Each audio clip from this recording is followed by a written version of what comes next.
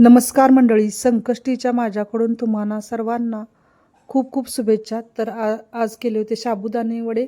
तर त्यासाठी 1 कप साबुदाणे रात्री भिजत घातले होते. ते चांगले भिजल्यानंतर त्यातलं पाणी काढून टाकलं, जास्तीचं पाणी. त्यानंतर त्यामध्ये 3 बटाटे मध्यम आकाराचे किसून घातले. त्यामध्ये शेंगदाण्याचा कूट 4 चमचे घातला, मीठ चवीनुसार घातलं, सेंधव मीठ.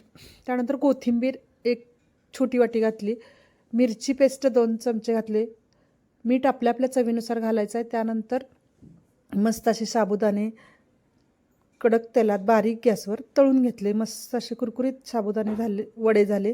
तर खोबऱ्याच्या नेहमीच्या चटणीबरोबर सर्व केले. नेहमी आपण चटणी करतो त्याप्रमाणे.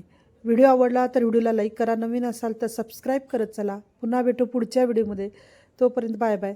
तर वडे करताना एक काळजी घ्यायची, डोळ्यावर किंवा हातावर उडू न देता त्याच्यावर काहीतरी ताट किंवा प्लेट अशी ठेवायची. धन्यवाद. पुन्हा भेटू.